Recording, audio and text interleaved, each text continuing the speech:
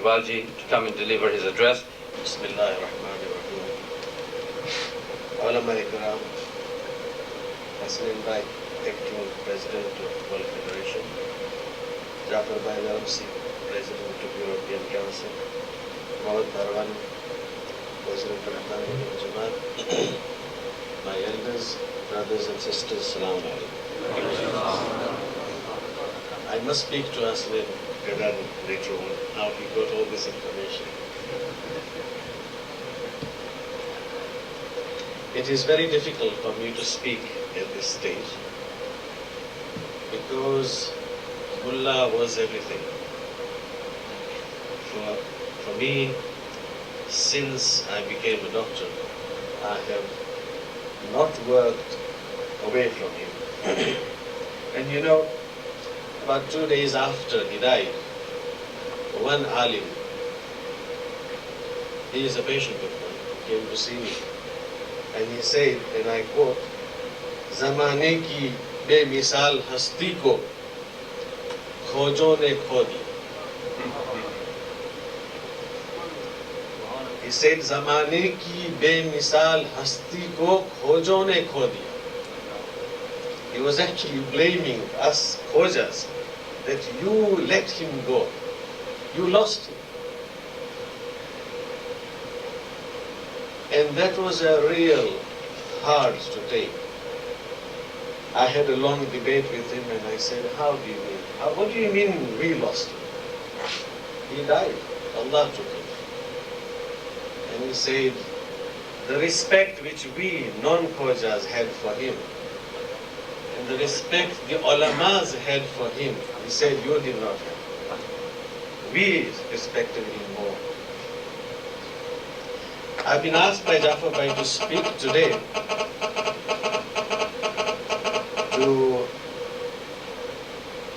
to speak on what was it like to work with Mulla and what were his aspirations and how do we go forward.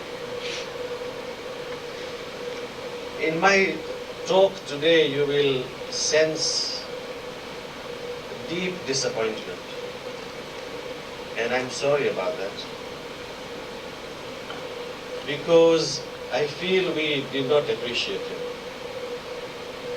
He was a gift to us from Allah, and we did not appreciate him. I don't want to repeat what Moshin Bhai said, that we abused him, we took out leaflets against him, we wrote articles against him in the internet. We asked him for advice, but we did not follow his advice. We spoke amongst ourselves outside in the corridors. We spoke not very complimentary things about him. But now he's gone.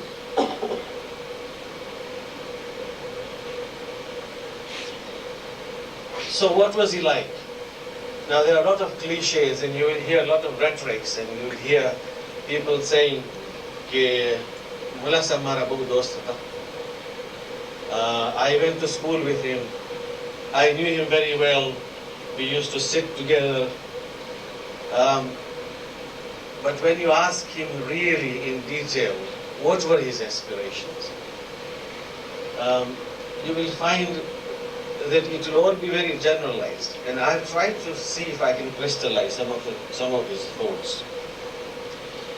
You see, I worked with him for 21 years, and I used to speak to him at least 2 or 3 times a week, because I had to speak to him for some advice. And now you can imagine, it's suddenly gone. I cannot speak to anybody, I cannot phone anybody, I cannot ask for advice because he's no longer there. But I can tell you one thing, brothers, that he was a very sad person. He was disappointed. He was hurt not because of the various things which are written against him, but because he could not go forward. He had so many plans, so many things he wanted to do, but he could not go forward because he would not get cooperation from the community. And you all know what I mean when I say cooperation.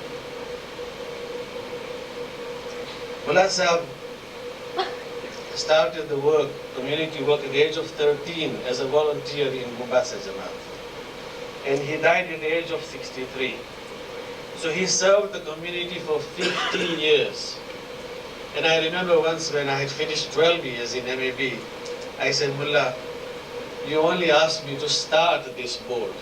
It is 12 years now. I would like to go.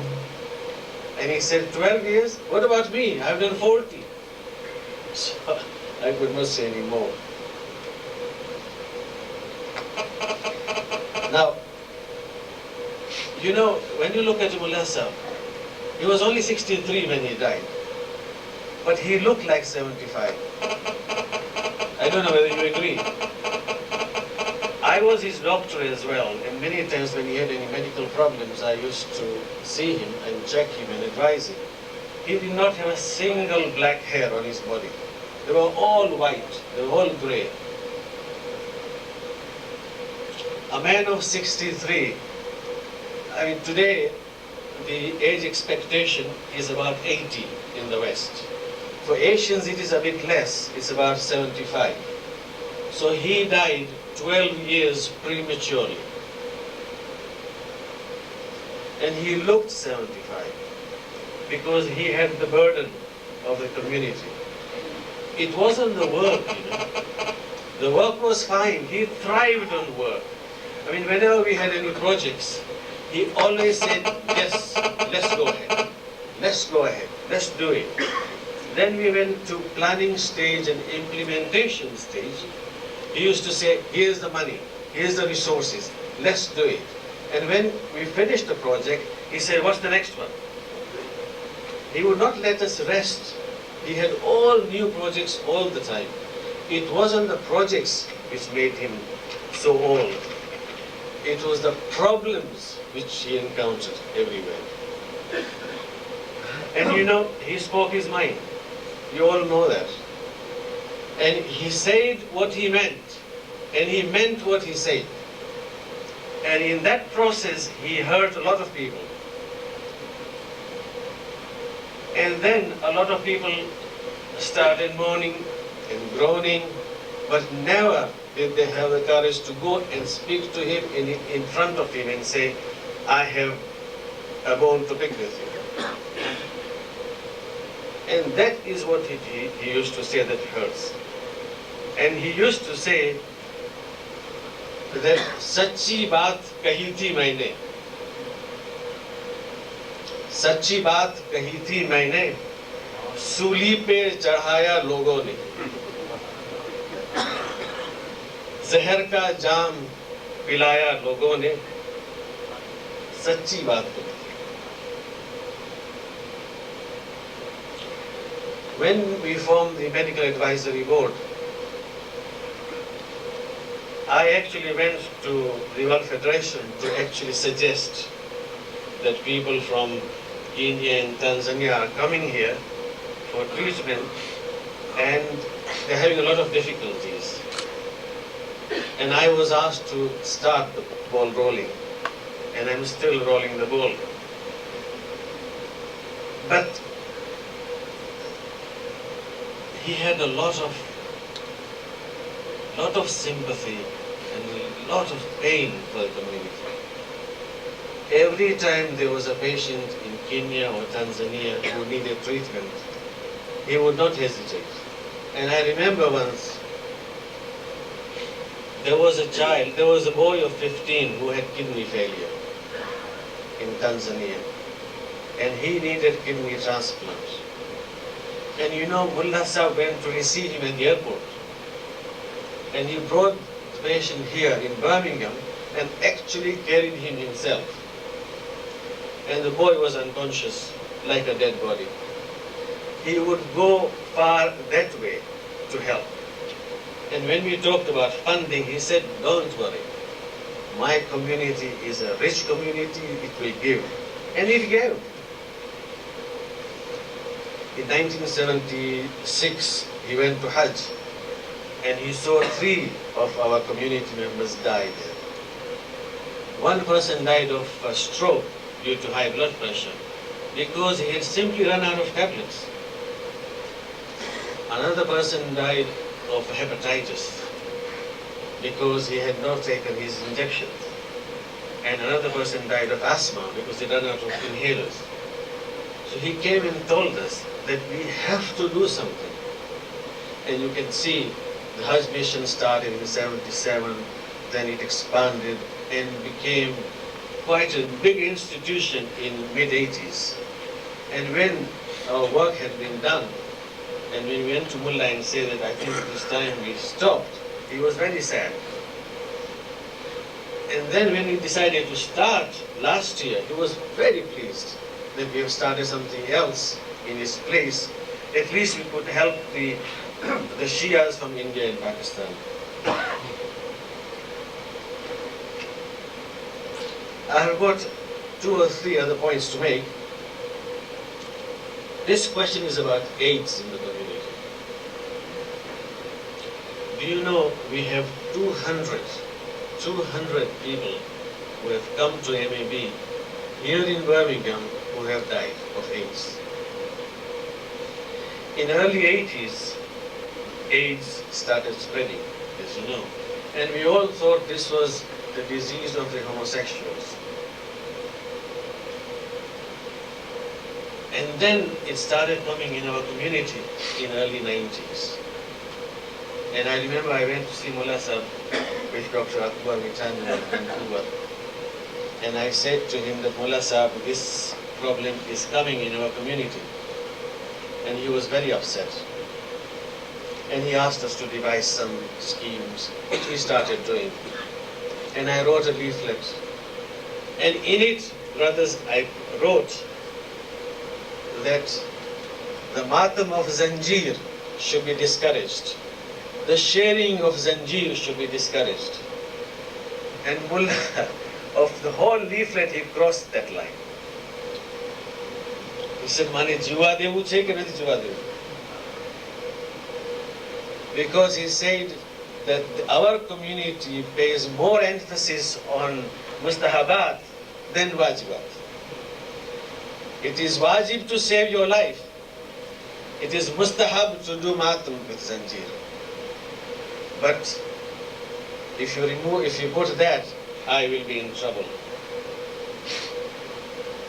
And now you can see what is going on in the community. 200 here through MAB.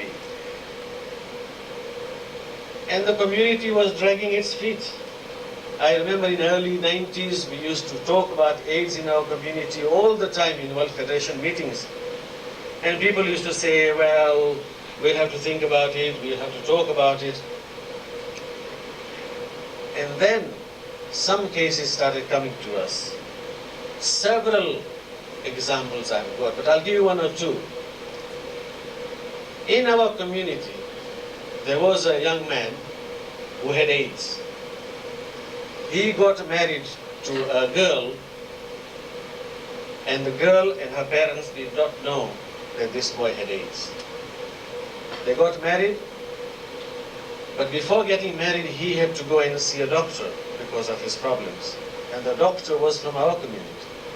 And he said to the patient that you must not get married. Why are you putting this innocent girl into trouble? He got married, and 3 months later, the girl had all the signs and symptoms of HIV infection. I told Mulla, and brothers, Mulla wept. He wept. He got out of the office and walked out because he could not control his emotions. And he said, we kept on telling them, and they are busy eating niyaz only.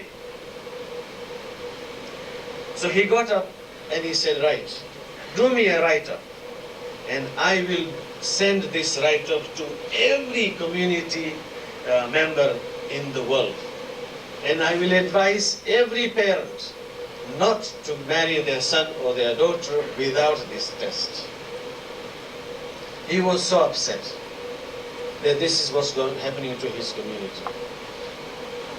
But mashallah, after that, we propagated this message and the resolution was passed asking all the Jamaats throughout the world to make it a requirement for them to test the prospective bride and grooms against AIDS, HIV, and of course thalassemia. So brothers, why are we dragging our feet? There are some Jamaats who are implementing this rigidly. There are some who are not. There are some who say कि तुमने ठीक लगे तो कर जो. Here is one subject. If you want to know what Mulla's aspirations were, and if you want to carry out some of his intentions, then it was his aspiration that every Jamaat, member of the World Federation, should implement this resolution. He was going to write to you individually that this must stop. So here is one message. Another question of thalassemia. We have tried to propagate the facts about thalassemia all over the world, in the internet, in the leaflets. And there are dozens of children being born in our community with thalassemia major. In the Western countries, it is not such a big problem because the state provides all the medical treatment and facilities. But when it comes to cure, the cure is bone marrow transplant, a very dangerous procedure. And in India and Pakistan, people can't afford this treatment. And you know, it is easy to avoid this disease. If you test two prospective bride and groom against thalassemia, and if both are carriers, then we advise them not to get married. And Mullah Sahib again tried to pass this message to all of us. And this is something we really, really must implement in our Jamaats. I think my time is up. I will just say a few words about other things which Mullah Sahib aspired. He kept on telling us that it is my dream that we will have our own hospital. You know, when patients come here from all over the world, and 90% of the bills are to do with hospital accommodation. The charges for hospital stay is about £250 in Birmingham per night. And the medical treatment is about 10%. So he kept on saying to me that, why don't you build our own hospitals? We will save a lot of money from the community. Do you know the patients who actually come to MAB from all over the world spend at least £1 million a year for treatment, out of which 90% is spent on hospital accommodation. And I used to say to Mullah, we can't do this. And he said, you know, we must do it. We must have our own hospital. So here is another message, that Mullah aspired that we should have our own hospital. He used to see the plight of our elderly. Our elderly are living in old people's homes. Why don't we have our own old people home, where we can have Islamic Shia environment, where ulamas can visit them, where our own doctors can look after them. He wanted to help our dispensaries all over the world. As you know, we have our dispensaries in Tanga, in Moshi, in Arusha, in Dar es Salaam, in Mombasa, in Nairobi. He wanted to enhance their position. He wanted to supply them with medicines. And recently, when I was in East Africa, I was asked by all these Jamaats that we need some medicines.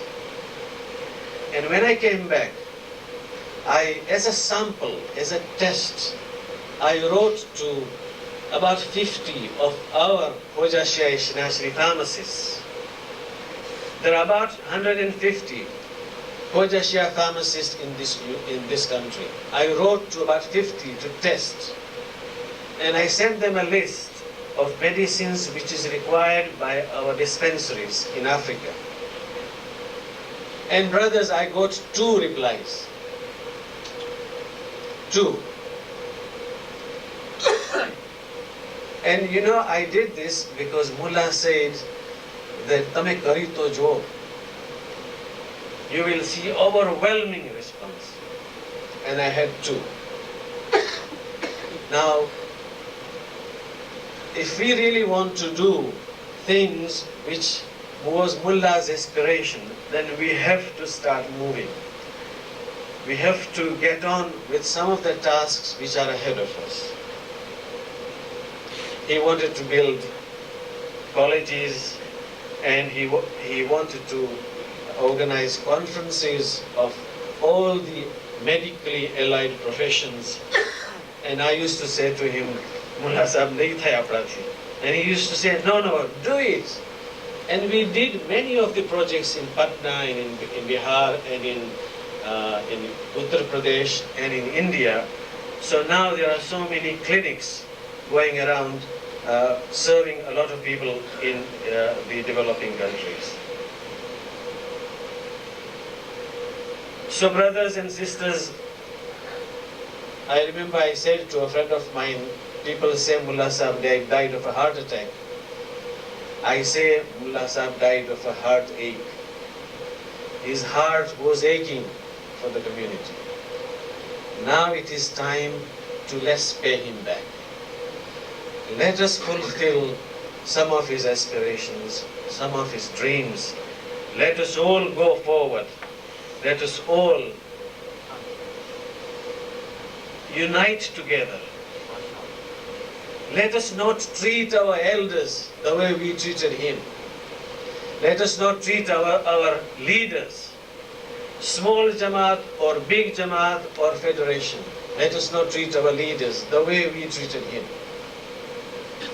We should take examples and lessons from his life. And let us all unite together. And let us work for the betterment of our own community, and then the betterment of all Shias in the world. Assalamu alaikum wa rahmatullahi wa barakatuh. That was Dr. Takiwalji. I will now call upon Brother Mohsin Dharamsi to come and say a few words. Please welcome him with an Ari Salawat. عظم الله أجورنا